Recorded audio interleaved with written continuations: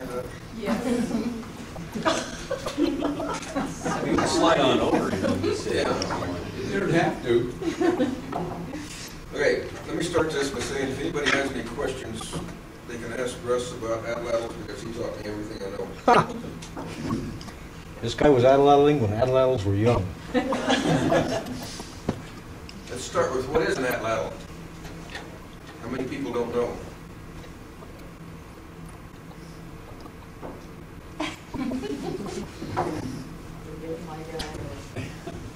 It's this little thingy thing right here. See? One of those. I was amazed last night when I looked in my dictionary, which is the youngest one I've got, which is how many years old. It doesn't list the word atlatl in it. So I had to do what we tell students not to do.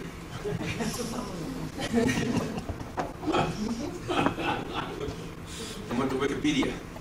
It's a tool, is what it is. Atlatl is a tool. Atlatl weights are part of that tool. Simple. It acts as a lever to increase the power and the force that you can throw a wooden dart as a projectile. And your energy is stored in both the atlatl as it bends and twists as you throw it, as well as the dart itself. So it's a combined tool to really increase the storage or the energy. And how much? It's real simple. It's almost double the amount of force that you can throw that wooden dart with, depending on the length of the spear thrower and how big you are to provide the initial mass behind the toss. And especially if you look at this right in here, where you've got holding the spear by itself versus holding it with the tool, you see that you do have a much longer thrusting capability, which is what causes the force and the energy to increase. So it's a real simple tool, and it's highly effective, as Russ can tell you. Real simple to use. Hold it in one hand and literally throw with the rest of your body. And I think I ran across one reference where now, Russ can correct me, it may have been changed recently, but in 2008, the world record toss was something like 900 feet, close to 900 feet. Yeah, 864 feet and 6 inches. 864. Try throwing a wood dart without one of these things that far. It's really amazing once you really master how to do this. It takes a lot of practice doing it. And prehistorically, it appears that kids started playing with these probably when they were 4 or 5 years old. And by the time they reached the age where they were out doing their own hunting, they were real efficient at use of this thing. Atlatls date clear back to the late Paleolithic. A lot of the sites in Europe, France, Spain have got examples of Paleolithic representations of atlatls. This is one of the classic ones you see all the time from some of the rock art, where the atlatl is laying next to the guy that has been incapacitated by the bison. He missed. But besides this one picture of the atlatl itself, we have lots of examples from that time period of the weight that you add to the atlatl to provide even additional force and power, including this one of a mammoth carved from a section of mammoth tusk. And this is a bison. Is that classified and identified as a hyena. The tail is where you actually hook the atlatl shaft into to hold it while you throw it. So this would have been upside down as you were using it on the atlatl itself. Ibex, same thing. You've got the point right here that hooks into the dart. And there's quite a variety of artistic atlatl weights from the Paleolithic. When you get to seeing some of what we've got from North America versus these Paleolithic art pieces, it's really amazing that how functional these things are if it's just literally a rock onto that atlatl. But at the same time, if you really want to work in the hunting magic and whatever you want to call it, you can carve some real elaborate atlatls and do the very same thing that a little dinky rock will function as. You start with something as simple as a deer tine. This thing looks like it's probably reindeer. And look at it, figure out where to put it, and you end up on this example with 3 horse heads on the one piece of artwork. Dale Guthrie in 2005 published a big monograph on Paleolithic art and how it relates to hunting. And his survey of the Paleolithic material, he totaled up 38 of these artistic looking pieces representing a wide variety of different animals. And so it doesn't really matter what you carve into these things. It all depends on your own personal preference and how good an artist you are. Now looking at Wyoming, see, I got interested in this, was that last year, Russ? Yeah, 2010, I believe. Yeah, 2 years ago. Excuse me, it was 2011. Yeah, I was thinking just last year. Russ organized the 30th? Yes. 30th anniversary of the World Atlatl Contest over in Saratoga last year. And I was in on the first 4 or 5 of those back in the 1980s. And looking for an excuse to go to Saratoga, I told Russ I'd put together something on Wyoming atlatls. And he told me, good, that way I don't have to do it.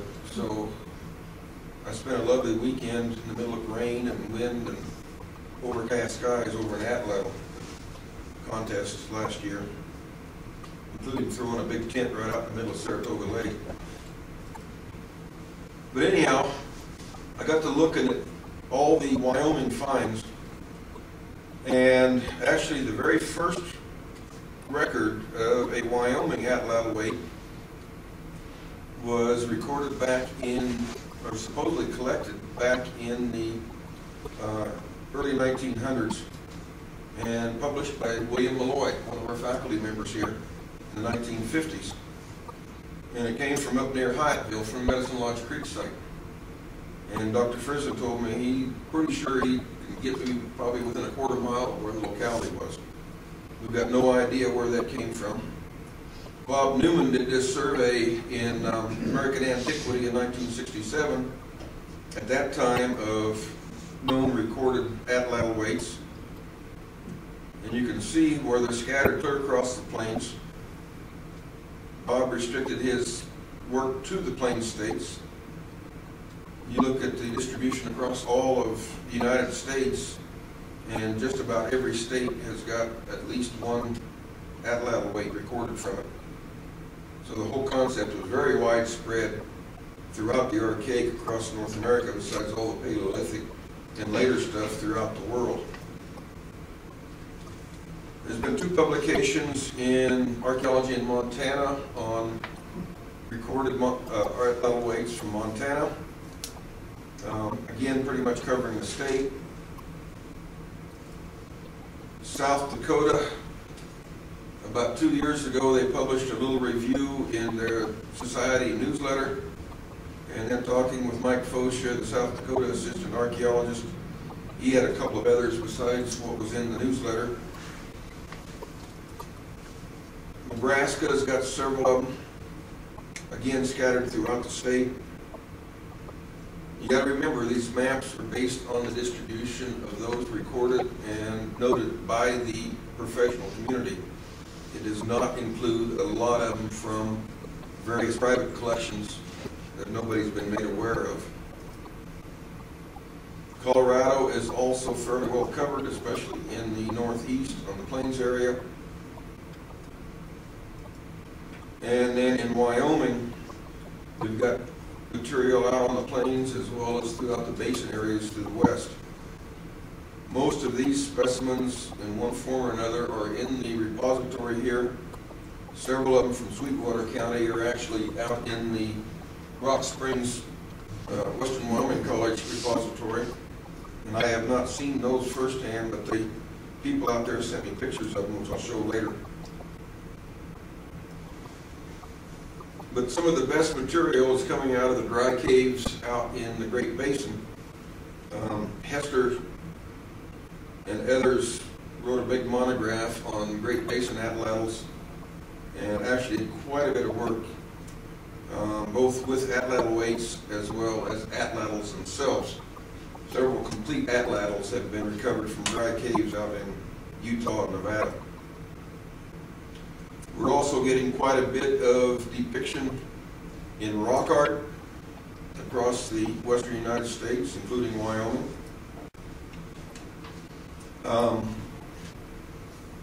This actually is down in Colombia in South America, but you can see a real good representation of an atlatl with the guys holding extra darts in the other hand. South Dakota, there's been only a couple of petroglyphs recorded, with the atlatl being this piece right here, which would be right over here. And that style of artwork depicting an atlatl is fairly common across all of these states. This is out in Oregon, with the atlatl being on this figure over here, right here.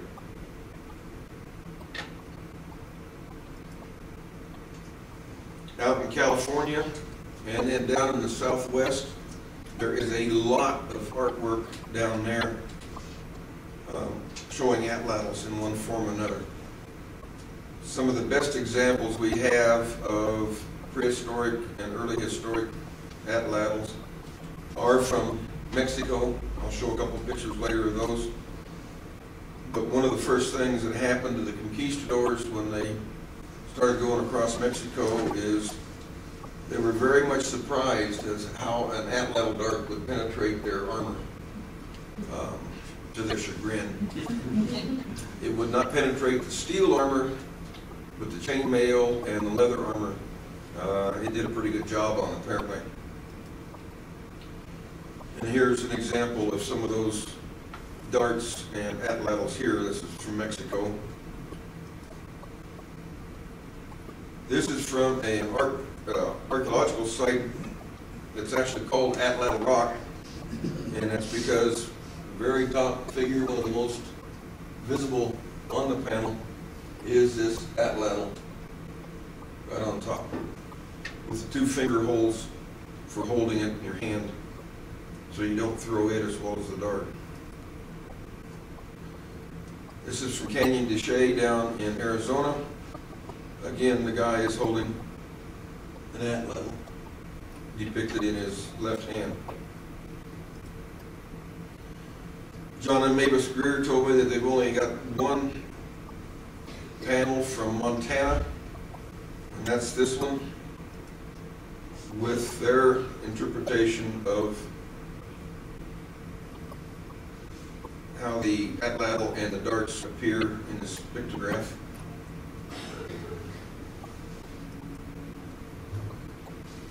And then there's 3 or 4 panels now that we've recorded up in the Bighorn Basin, the Wind River Basin, depicting atlatls.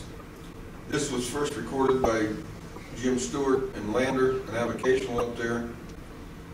And his interpretation was this dart-looking thing, but also he interpreted that as an atlatl, with the weight being right there.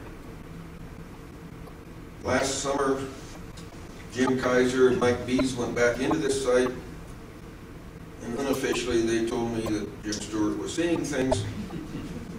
They couldn't even make this out at all, but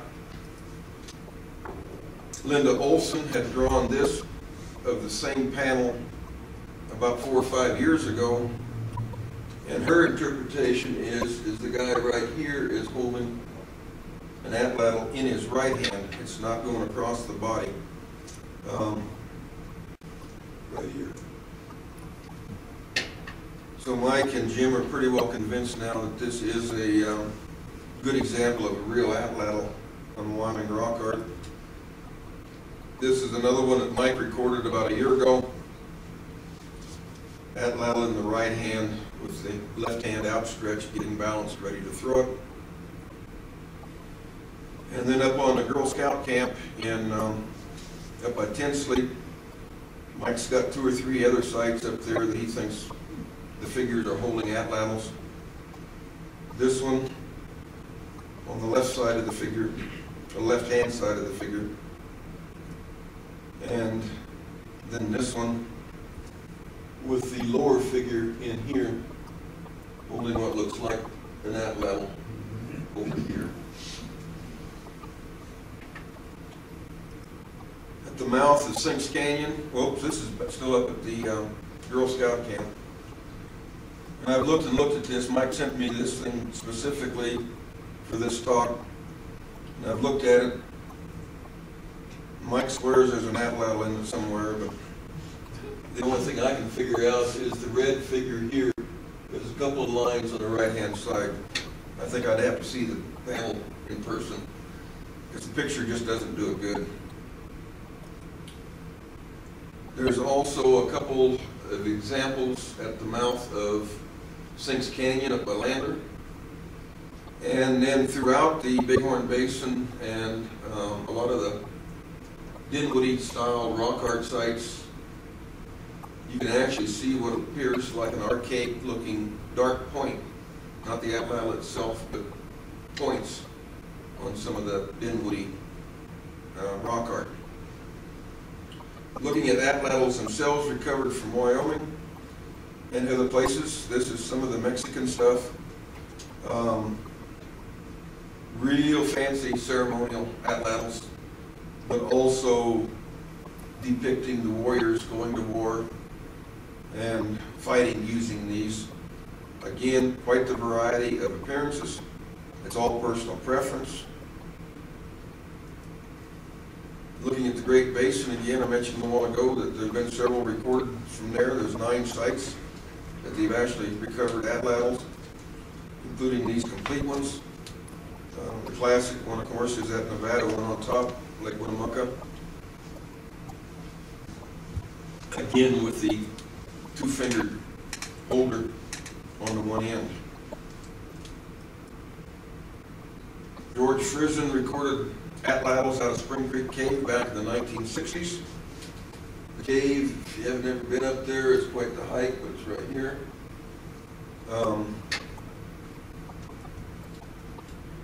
Dry cave, which is why they were preserved. And he found 2 pieces broken of this single atlatl, with the base being on the left of the upper figure and the tip where the dart would hit or fit would be on the second figure down. This is front and back side on this picture. And you can't really get a connection between the two, but really they look like they should be the same piece broken in half. There might be an additional piece somewhere. Doherty Cave, George also recovered several atlatl fragments out of it. Nothing near as complete as what he got out of Spring Creek Cave. But besides that complete one, George also recorded these other 3 fragments. And then looking at some of the other fragments from Doherty Cave, you can see again quite the variety, similarity in what these things look like, but quite the variety, again, back to personal preference. Looking at the dart points, darts themselves, atlatl darts from Spring Creek, George had quite the variety, a lot of them still with projectiles in them, but basically socketed darts or dart fragments, some of them with hafting, some of them without, and the same with Doherty Cave. So we've got some real good evidence in those 2 caves for atlatls. Now looking at the weights themselves, we'll start with those that are in an actual site context. Again, Spring Creek Cave. Most of the atlatl weights from Spring Creek were actually carved and shaped from a belemnite, which is a fossil squid. It's the only part of a squid that is preservable, and it's a common fossil in certain Cretaceous and Jurassic formations. And basically they've already got a preform. Once you see the belemnite, it's real easy just to flatten it on one side and then attach it to your atlatl for a good solid weight. Here's 2 others from Spring Creek. More from Spring Creek.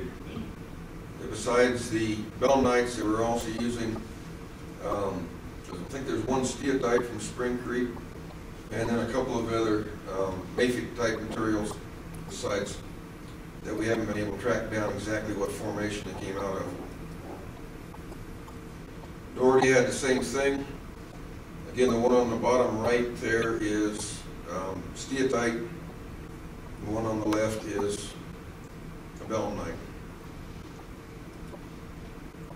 The Garrett Allen site out by Elk Mountain.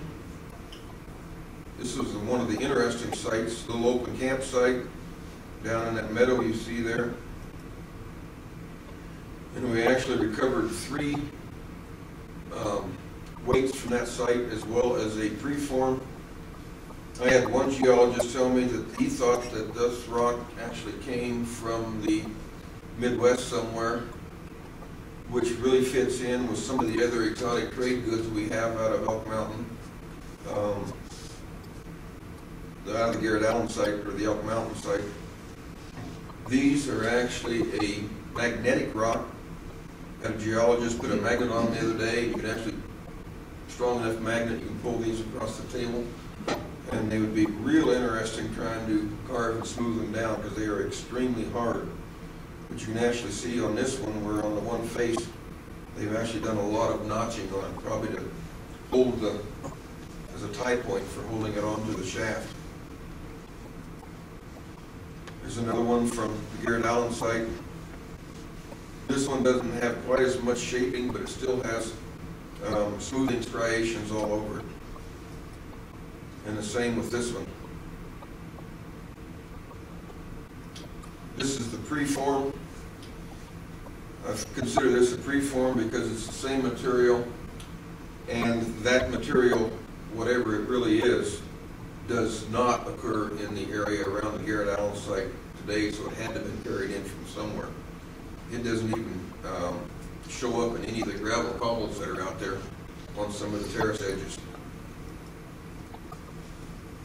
One of the real interesting ones we found up at South Pass City back in 1991, and that's this one.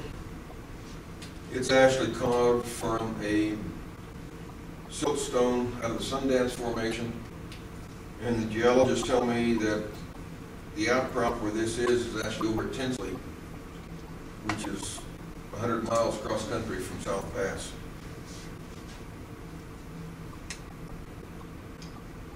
Another one from Fremont County. This is a schist.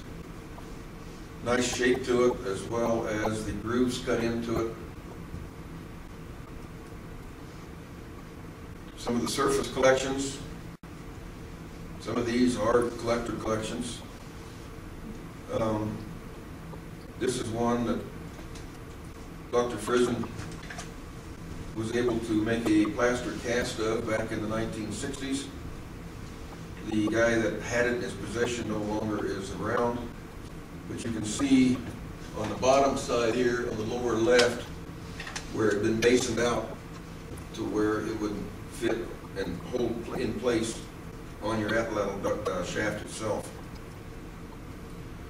This is another one from up there, again another plaster cast, and this one looks like it was actually formed according to the paleontologists over in geology, like the belemnites, was formed from a nautiloid, which is another type of squid. This is one that came in the repository from Fremont County, or at least it was a Fremont County collector, so we're assuming he found it in Fremont County. Again, it's a real heavy, dense rock. No idea of the locality, the source locality for it. This is one that was found over, oops, take out that FR number. This was actually found over in Saratoga. It's in a private collection over in Saratoga, so it'd be Carbon County. This is one that came from out at Rock Springs. You can see two notches, one cut on either end of it for tying to your atlatl. Another one from out at Rock Springs. And then this one was found up at Thermopolis and reported to Larry Lohendorf about 2 years ago.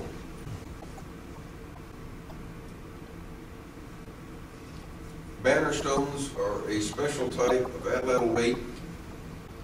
The whole purpose of them has been debated for years. Some people think that they're not an atlatl weight, but are actually more of a spindle weight for doing cordage making.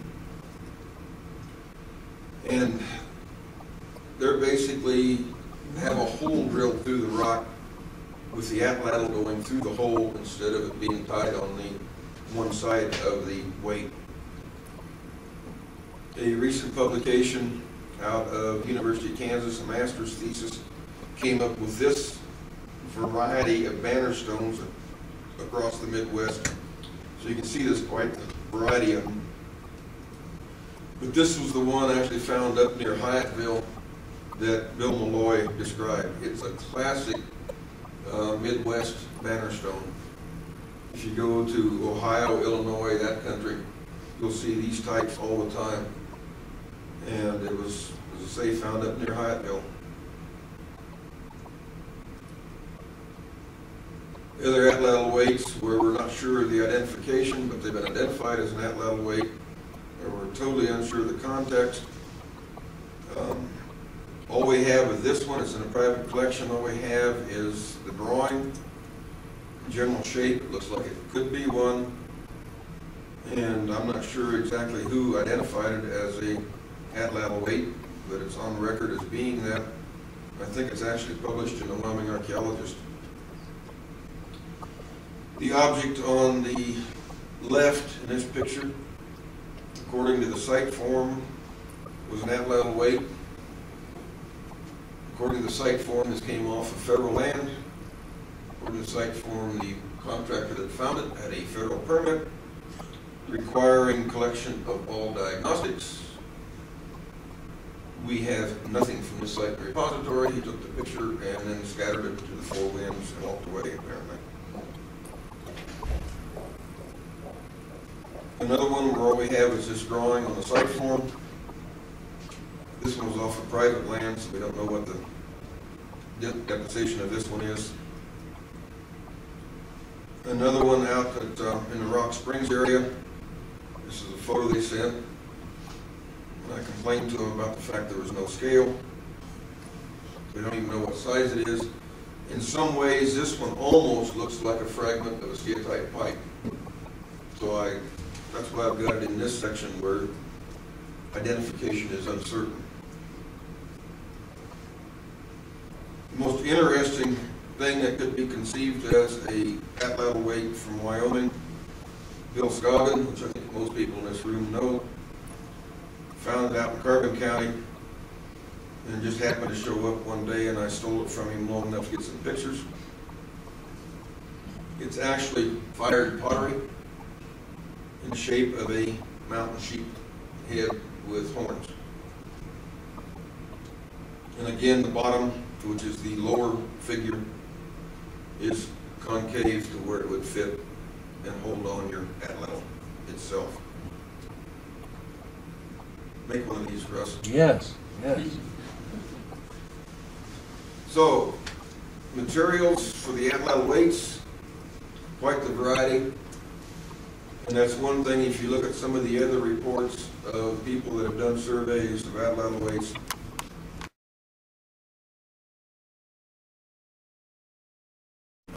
but most of them are just a rock that have got a groove in them where you can tie it onto that atlatl somehow and hold it in place. The same wide variety, there's some more from Montana. But that same wide variety also shows up out of that master's thesis from Kansas. This is some of the pictures that he included in his thesis. And again, you can see the wide variety. Supposedly all these were from Wyandot County, Dale from a surface collector, within either in Wyandot County or the surrounding counties. So fairly restricted geographic area on these. But again, wide variety of shapes and materials. So whatever you've got to add weight to your atlatl, that's all it takes. Tie it on there. And besides the atlatl itself increasing the force, the weight on the atlatl with the weight added to it with the weight, it just increases that force. You can use even more. There's been some experimental work done on those banner stones.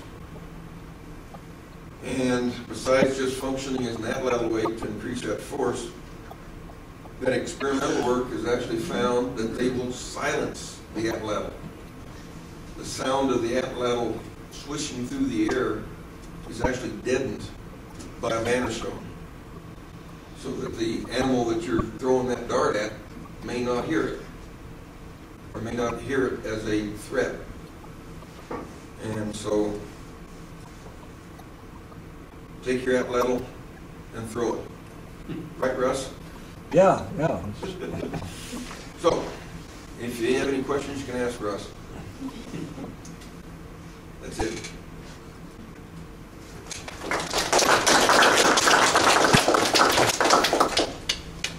Danny, just how many atlatl weights in Wyoming?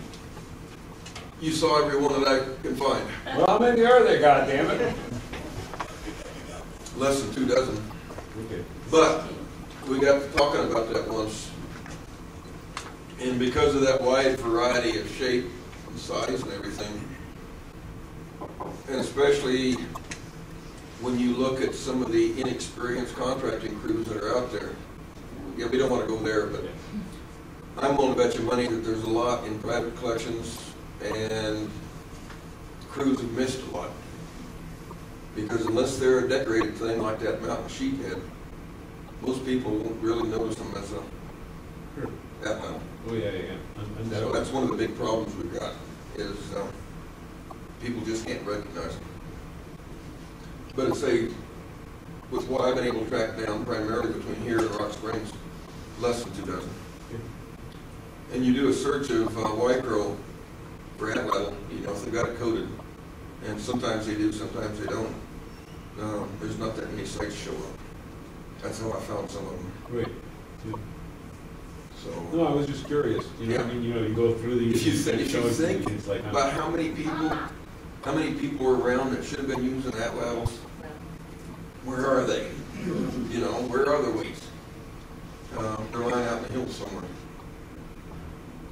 So. You showed a panel, I think it was from the Great Basin area, that depicted using archery technology and atlatls simultaneously. I mean, I guess I don't know when those two were actually, if they're put down at the same time. Yeah, I don't know. Do we have evidence for co-use of archery atlatls, or are there situations where the atlatl is superior in some hunting environment? In Wyoming, we don't have evidence one way or the other. Experienced atlatlists they're just as lethal as a bow and arrow. The bow is even more powerful and provides a lot more force. So it was just a natural progression. People were looking for something that they could shoot an animal from a further distance. Effective range of an atlatl, well, may have had a 800-foot world record. Effective range was probably 30 or 40 yards, whereas even a prehistoric bow was a lot more efficient at a longer distance for that. So when in time did the bow replace the atlatl? Supposedly that's the definition of when the late prehistoric period starts. Oh, okay. The late prehistoric period is defined as presence of bow and arrow versus atlatl. Well, what's that number? I'm not. It's about 2,000 years 2,000. in North America. In North Yeah. Russell? As I recall, I believe you worked on the Garrett Allen site? I was there one weekend. Yeah. There was one weekend back in the 1980s that the society had their summer meeting, and we were out at the Garrett Allen site. Was there a time frame attached, or dates attached to that site? That site is late prehistoric and late archaic. Mm-hmm. There's some indication there might be earlier stuff below it, but it's a site that has had a lot of excavation on it, a lot of material, but never any kind of report picked up. Material sitting down in the repository, waiting for some grad student to be willing to spend 5 years looking at it. And I might also add, in the Montana atlatl weights, there are a couple that are very, very stylistic, very, very highly done. And those are typical of the basalt from, I forget the river complex over farther east, where the basalt complexes were. And those type of weights, there are about 3 or 4 different particular styles that were associated in tomb excavations there. So for me, the atlatl kind of ended with the basalt folks here in Wyoming. And as I recall, is it the Ruby site, the basalt Ruby site? Or, I could have the wrong name on there, but weren't there small basalt points found with that, in that assemblage? And some possibility that they may have been magical objects, or they may have been the basalt and the Adam Lee actually meeting and mixing, and basalt people's beginning to switch from atlatl to bow and arrow. But that's out there. I'll leave that to Marcel. Ruby may have had some small points. I seem to recall something about that. And you know, that's definitely, I mean, you're definitely talking about the end of Atlatl. I mean, that's what Danny said, you know, that's the archaic. And after that, you're going to late prehistoric, so somewhere between 2,000 and 1,500 years ago, you have that switch into Alan Lee. And I mean, it's based on projectile point sizes. Now, I don't believe projectile point sizes are a perfect, you know, answer to switch the propellant technology. There's always that middle ground where the two overlap. Yeah. The classic on that, Marcel, and has some proof on that. There's another National Geographic painting of a Folsom man shooting a Folsom point. Hey, they had bows. They had bows in the Paleolithic before those folks ever came over. So even the great big points like this, everybody calls spear points. Look at these. Look at the Inuit. Yeah. You know, they got tiny little bows And great big damn points. Yeah. So. Speaking of the Inuit, do we have examples of modern peoples using atlatls that also employ, I think we call them the banister stone? Banner stone? Banner stone? Yeah. Not the banner stone itself. There's some, the Aborigines and Bushmen on their atlatls, they use just a standard weight. They don't use the banner stone. In fact, I don't think the banner stones are imported from Europe. I don't remember. Well, if I might interject, actually, atlatl weights are completely a North American phenomenon. They are not found on spruce throwers of any other type throughout the world. in the Magdalenian in Europe, there's a type called a weighted atlatl, but that's the That's level the carved. figures that I showed.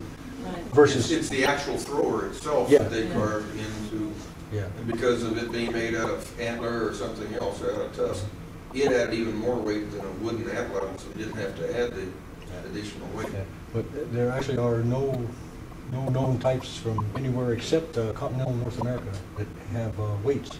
The atlatl weight itself, it's completely only and predominantly in the West.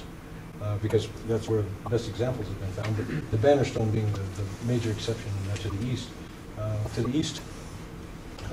Other than the bannerstone type,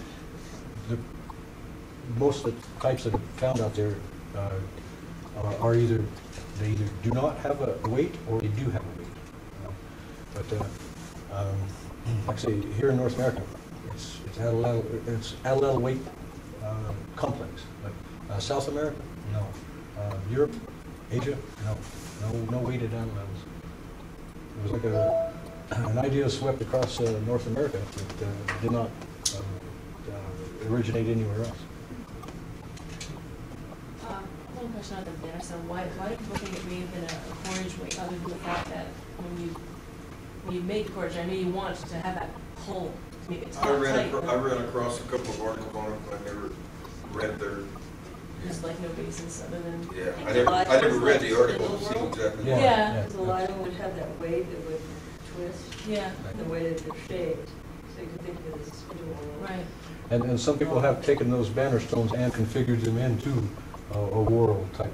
But those bannerstones have been excavated in, again, in mound sites where the three-part composite atlatl has been found, except for the wooden shaft, which is disintegrated. But there was an antler hook, then the weight, and then an antler handle, a three-part atlatl.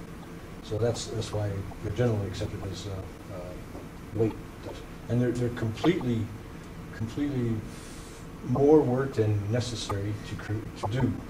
But this comes from the mound building peoples who had that richness of culture that we are not familiar with out here. But there were people who these were not simple things to make, particularly in the harder stone, because they were drilled out with using cane and sand, and it was a laborious project. But multiple examples of far more work than is necessary to create this object. Well, if people only did things that they really needed, culture would be really boring. Yeah. Welcome to Wyoming. Yeah. So have you thrown that level with the bins or something? Yeah. And well, in modern day atlatling, you either believe in weights or you don't. And I've thrown both weighted and unweighted atlatls, and I prefer an unweighted atlatl. I don't believe that the weight adds anything to my throw, either in power or accuracy. But someone who does use a weight firmly believes that it adds, something to the throw. So for me, it all falls into the realm of magic. And there are a couple of examples from the Southwest where there are 2 and 3 weights attached to the atlatl, as well as feathers and bits of fur and whatnot, fetish-like materials. So I prescribe it to magic. If someone said, I'm going to tie this rock on my atlatl and it makes things better, and he convinced his neighbor, and then it spread from there. But one test that has been done using machine, that was designed to make the throwing motion, using both weighted and unweighted atlatls, and they found that actually there was absolutely no difference, but the unweighted atlatl had just a minuscule, perceptibly longer, harder throw than the weighted atlatl. But basically it comes down to it makes virtually no difference. What about in my opinion. What about the thing that Danny was talking about, that it makes it quieter? Well, that comes from a fellow named Atlatl Bob up in Montana. And Atlatl Bob has had that idea out there for a long time. And He's actually done recorded experiments Yeah. with and without it. Yeah, And everything being identical except for the addition of that banner stone. Yeah. This is a guy that started out by having taken intro to geology class from Les Davis up in Montana. He was an engineering student. He ended up getting at least one, maybe two engineering degrees on the physics of the atlatl, and has stayed with it. If you want a ready-made atlatl, he'll sell you one. If you want to talk to him about it, he'll do it. And if you come up with an idea, he'll figure out a way to go experiment with it. He's a classic engineer type, you know, crazier than hell. He's a larger-than-life fellow. Yeah. And remember, this is also the fellow who was known to travel with a sheep dyed blue. A blue dyed sheep that he raised for up to the point where he got hungry enough to eat it.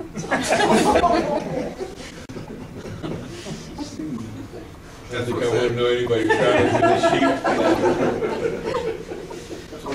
with a sheep. He's crazier than hell, but he is sharp on his engineering stuff. You can't argue with some of the experiments he's done because he has done real physics experiments on this stuff. And he's got publications out, you know, peer-reviewed publications on it. So. And this is also the guy who has been known to say, you know you're an abo when the same knife that you used to gut your deer, you used to cut your cheese and you don't even think about it. And you also know you're an abo if you've been on fire more than once. So anyhow, enough of that. Thank you, Danny. Thank you.